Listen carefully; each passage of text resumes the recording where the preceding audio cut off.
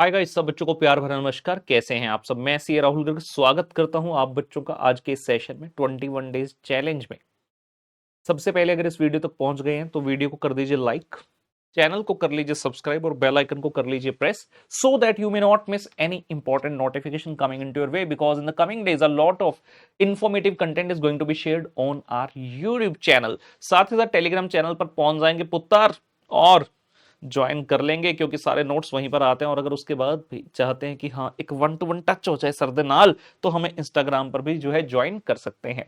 21 days challenge हमारा चल रहा है एडवांस अकाउंट कॉस्ट और एफएमएसएम के लिए, जिसमें आज एडवांस अकाउंट के सेशन नंबर 6 की बात हम करने वाले हैं, जिसमें बहुत ही बेहतरीन 2 चैप्टर्स की बात मैं करने वाला हूं। सर 2 चैप्टर सर, हर एक सेशन में तो एक होता था सर, इसमें 2 कैसे? बता रहा हूं, सुनो तो सही। तो एक चैप्टर है जी हमारा बाय बैक ऑफ सिक्योरिटीज, उसकी बात करने वाले हैं, इक्विटी शेयर के बायबैक की। और दूसरा एक छोटा सा चैप्टर है framework for preparation and presentation of financial statement. बहुत ज्यादा कुछ उसमें नहीं है, तो उसमें से कुछ एक चीजें हम यहां पर कुछ एक मल्टीपल चॉइस वगैरह डील कर लेंगे। तो अपने 2 छोटे चैप्टर इस सेशन के अंदर कवर होंगे। तो देर किस बात की है मित्रों, आइए आप और मैं मिलकर मचाएं धमाल। तो आजा नच ले, नहीं आजा नच ले। ये लीजिए, तो एडवांस अकाउंट का है पुत्र डे नंबर 6, और इस 6 नंबर डे में ये 2 चीजें हम करने वाले हैं। सर 2 चीजें कौन सी? दिखा दो। ये है एक तो जी बायबैक ऑफ शेयर्स, और दूसरा है आपका framework for preparation and presentation of financial statement. पूरा नाम नहीं लिखा मैंने, framework for financial statement short form में लिख दिया है। सबसे पहले आइए जी बायबैक की बातचीत जो है कर ली जाए। क्वेश्चन हमारे सामने कहता जी, Annu limited furnishes you with the following summarised balance sheet as at 31 March 2012, और फिगर्स हैं सारी करोड़ इन रुपए में, रुपए इन करोड़ में। सबसे पहले बता रहे सोर्स ऑफ फंड, और फिर बता रहे जी एप्लीकेशन। सोर्स का मतलब है फंड्स कहां से आए, लाइबिलिटीज। एप्लीकेशन ऑफ फंड मतलब जब आए उसके बाद हमने कहां अप्लाई किया, कहां उसे लगा दिया, ठीक है ना। तो सबसे पहले बता रहे जी शेयर कैपिटल ऑथराइज्ड है 100 करोड़ का। इशूड की बात करें तो इशूड में है 12% redeemable preference share of ₹100 each fully paid 75 crore ये वाला है, और equity share of ₹10 each fully paid 25 crore ये वाला। तो जितना ऑथराइज्ड है सारे का सारा आपने इशू कर रखा है। 25 करोड़, एक शेयर 10 रुपए का है, तो 25 करोड़ रुपए डिवाइड बाई 10 कर दूं, 2.5 करोड़ शेयर्स हैं जी, 2.5 करोड़ शेयर। और इधर देखो तो 100 रुपए का एक है, 75 करोड़ को डिवाइड बाई 100 करता हूं तो 0.75 CR आता है। इसका मतलब है जी 75 लाख प्रेफरेंस शेयर है आपके, ठीक है। उसके बाद आता है पुत्र रिजर्व्स एंड सरप्लस, जिसके अंदर है कैपिटल रिजर्व, सिक्योरिटी प्रीमियम और रेवेन्यू रिजर्व। ये चीजें दी हुई है 300। जब भी बायबैक का क्वेश्चन है हमारे लिए ये वाली चीज इंपॉर्टेंट हो जाती है, फ्री रिजर्व्स, क्योंकि इसी में से आपको पुत्र सीआरआर बनाना होता है। क्लियर है? क्लियर है। पप्पी, सॉरी सॉरी सॉरी, पीपीई, बच्चे, पप्पी। हाँ जी, पपी क्या है? कॉस्ट है 100 करोड़ की, कहता less provision for depreciation 100 crore तो नील। अरे बाप रे, कैसी कंपनी है, बुक वैल्यू जीरो है, डब्ल्यूडीवी जीरो है, जितने के एसेट्स है सारा पूरी तरह से डेप्रिशिएट हो चुका है बुक्स में, 100 करोड़ का। Non current investment at cost 100 crore रुपए की आपने इन्वेस्टमेंट कर रखी है, कहता मार्केट वैल्यू इनकी 400 करोड़ रुपए की है। देखा जाए तो करंट एसेट है 340 के, ठीक है। ये क्या हुआ, ये कौन सा स्टाइल है भाई? माइनस करंट लायबिलिटी यहां से काहे कर रहे हो, 40 की ट्रेड पेबल, कहता नेट आ गया 300। एक पुराना स्टाइल होता था दिखाने का, अब तो करंट लायबिलिटी आइडियली यहां आनी चाहिए। लेकिन आप क्वेश्चन में गलती मत निकालो, अगर क्वेश्चन हमें कहेगा बैलेंस शीट बनाने के लिए, हम सही करके बैलेंस शीट बना देंगे यार, इतनी सी बात है। तो फाइनली उसने अपनी सोर्स और एप्लीकेशन को मैच करवा दिया। क्वेश्चन कहता जी हुआ क्या, the company redeemed preference shares on 1 अप्रैल। हा।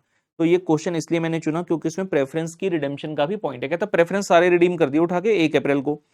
It also boat back 50 lakh equity share of ₹10 each eight 50 पर शेयर। कहता 50 लाख इक्विटी शेयर भी बाय बैक कर लिए, कितने थे? 2.5 करोड़।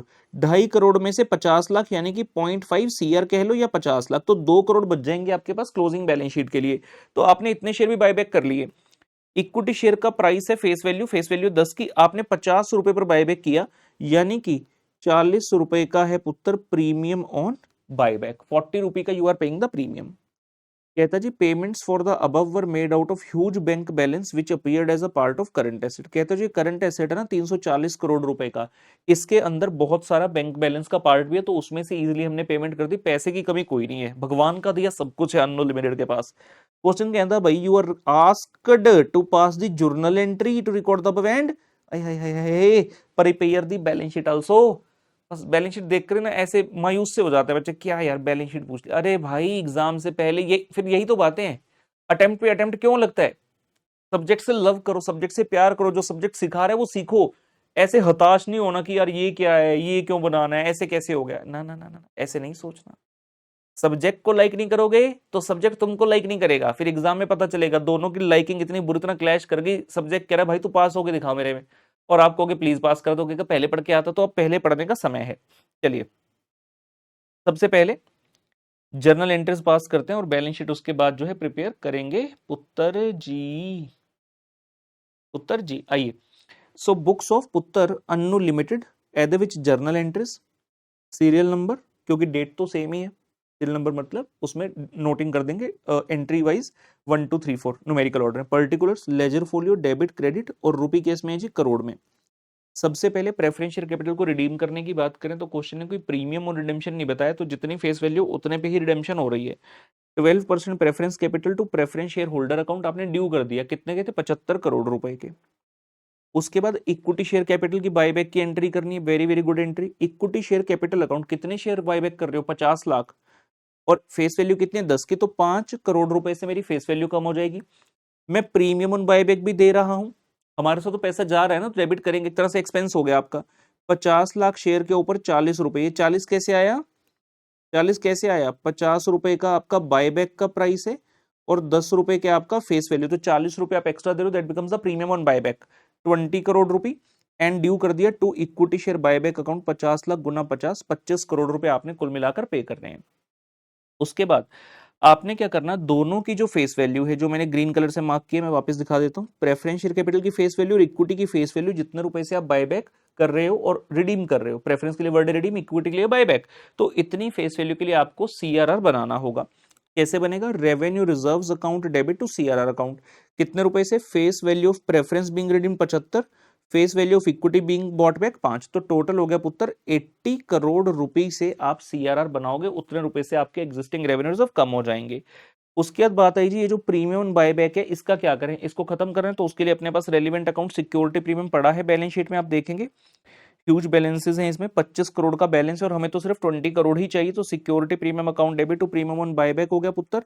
उसके बाद आपने जो ड्यू किया था इनको पेमेंट कर दो, प्रेफरेंस होल्डर को भी इक्विटी वालों को भी, तो preference share holders to bank आ गया जी 75 करोड़ और equity share buyback to bank आ गया पुत्र 25 करोड़ रुपए। इस तरह से जर्नल एंट्री सारे तुसी पास कर सकते हो इजीली।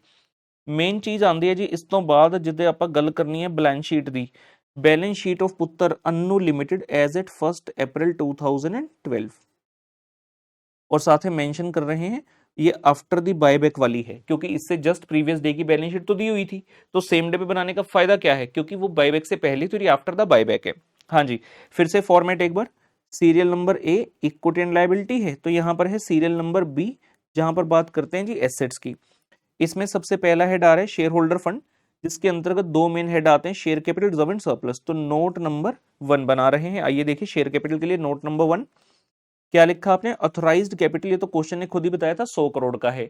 ये 100 करोड़ में पहले 75 करोड़ के प्रेफरेंस थे और 25 करोड़ के इक्विटी थे। अब 75 करोड़ का प्रेफरेंस तो गया, तो वो तो आएगा नहीं, और जो इक्विटी 2.5 करोड़ शेयर थे उसमें से भी 50 लाख आपने बायबैक कर लिए, तो रह गए कितने पुत्र, 2 करोड़। तो हम लिख रहे हैं जी issued and paid up capital के अंतर्गत 2 crore, equity share of 10 each, fully paid 20 crore रह गया, और जो भी अभी रिडेम्पशन या बायबैक हुआ उसकी डिटेल आपने साथ में देनी है। कैसे, इस प्रकार से कि भैया 12% 75 lakh preference share of ₹100 redeem हो गए और हमने 50 lakh equity share of ₹10 each भी बायबैक किए हैं, तो वो डिटेल आपको साथ में बतानी पड़ेगी, very very important presentation and disclosure aspect से।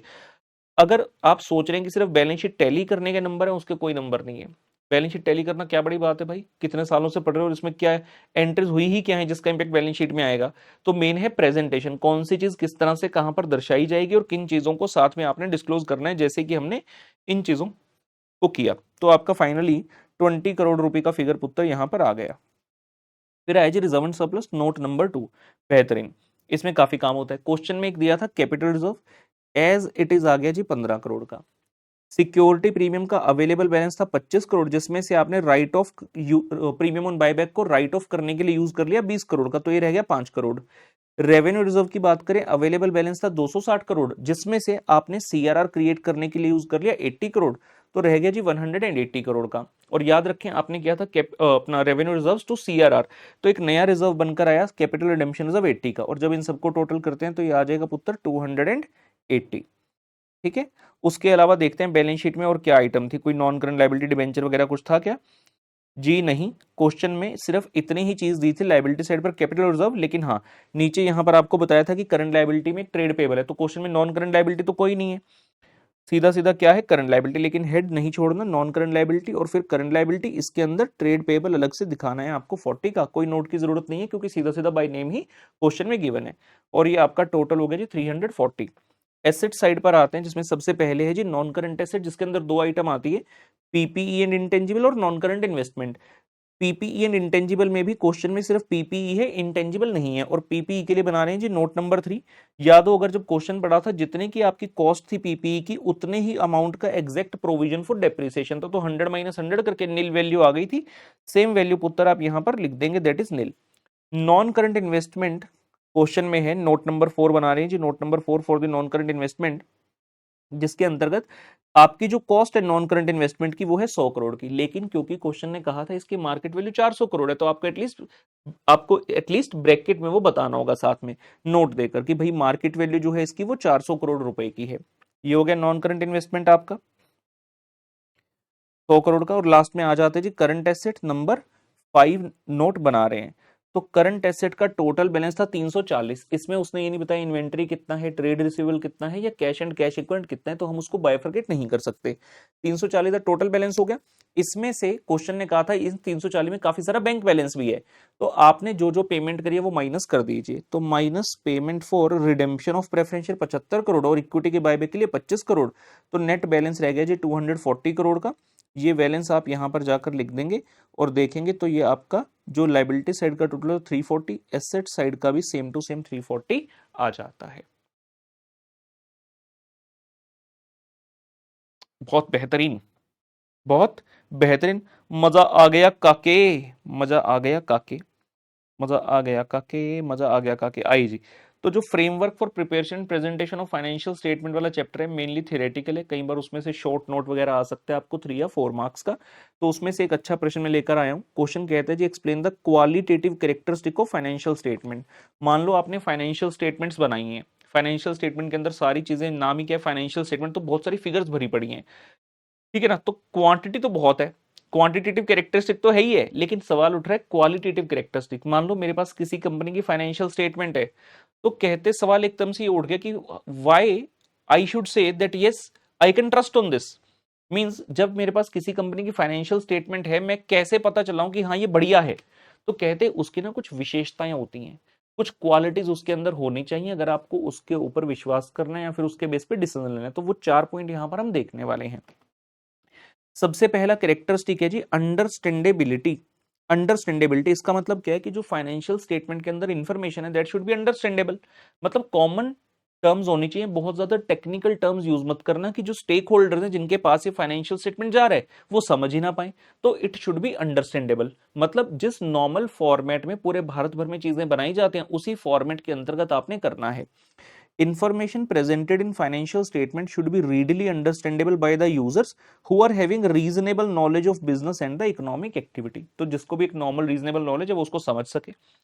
दूसरा है रेलिवेंस, इसका मतलब क्या है कि फाइनेंशियल स्टेटमेंट के अंदर जो इंफॉर्मेशन है सिर्फ रेलिवेंट वाली इंफॉर्मेशन रखना, not required, unnecessary, irrelevant information मत भर देना, क्योंकि आज की डेट में जो सबसे इंपॉर्टेंट चीज है वो टाइम ही है। किसी के पास इतना समय नहीं है कि बहुत सारे पेजेस पढ़ने के लिए बैठे है, फालतू की इंफॉर्मेशन पढ़ रहा है, सीधा क्रक्स बताओ, रेलिवेंट इंफॉर्मेशन होनी चाहिए। Financial statement should contain relevant information only, information which is likely to influence the economic decision of the users is called relevant. कभी कोई पूछे भाई रेलिवेंट का मतलब क्या है, तो जिसको पढ़कर मेरा डिसीजन बनता है उसको हम कहते हैं कि ये रेलिवेंट इंफॉर्मेशन है, जैसे आप प्रोस्पेक्टस पढ़ते हो सी इंटरमीडिएट में, लॉ में पेपर में। फिर आई जी रिलायबिलिटी। रिलायबिलिटी मतलब फाइनेंशियल स्टेटमेंट के अंदर जो डाटा आपने दिया है दैट शुड बी रिलायबल। अगर आपने लिखा है कि भाई हमारा पीपी 100 करोड़ का है तो हाँ वो 100 करोड़ का होना चाहिए, ऐसा नहीं कि था 70 करोड़ का आपने 100 करोड़ का लिख दिया, तो मतलब रिलायबल, ट्रस्टवर्दी होना चाहिए, एरर फ्री होना चाहिए। Information must be reliable, that means it must be free from the material error and biasness. Last comparability, अगर फाइनेंशियल स्टेटमेंट मेरे पास इस कंपनी की आ गई तो इस तरह से वो होनी चाहिए, इस फॉर्मेट में होनी चाहिए कि मैं इजीली पिछले पीरियड्स से कंपेयर कर सकूं, या फिर ऐसे कहो कि करंट पीरियड की आ गई तो करंट पीरियड की इस ऑर्गेनाइजेशन की जिसकी फाइनेंशियल स्टेटमेंट है मैं दूसरी ऑर्गेनाइजेशंस के साथ कंपेयर कर सकूं, मतलब कंपैरिजन का फीचर होना चाहिए। Financial statements should provide both interfirm मतलब between two or more firms and intrafirm comparison, intrafirm मतलब सेम ऑर्गेनाइजेशन का with the historic data comparison कर सकें। तो understandability, relevance, reliability and comparability, these are the qualitative characteristics of the financial statements. इसके अलावा हमारे पास कुछ मल्टीपल चॉइस क्वेश्चन भी हैं, बढ़िया एकदम, आइए देखते हैं। As per section 68 subsection 1 of the companies act, buy back of own shares by the company shall not exceed. Companies act में जो सेक्शंस है कहता उसके हिसाब से बाय बैक की लिमिट कितनी है, कितनी है। पहला पॉइंट कहता जी 25% of the total paid up capital and free reserve, दूसरा कहता जी 20% ऑफ द के बाद तो सेम ही है, पहला 25%, दूसरा 20, तीसरा 15 और चौथा कह रहा है 10। जी बताइए क्या आंसर होगा इसका। अब ये तो आपको पता होना चाहिए, ये तो 2 बार पढ़ा हुआ है आपने। तो इसका आंसर है जी 25% of the total paid up capital and free reserves. Question number 4 कहता है जी buyback must be authorised by, buyback किससे ऑथराइज होना चाहिए। ऑप्शन दिए जी एमओए, एओए, प्रोस्पेक्टस या डायरेक्टर। इसका करेक्ट आंसर है AOA, buyback must be authorised by the article of association. एक सेकंड होल्ड करेंगे।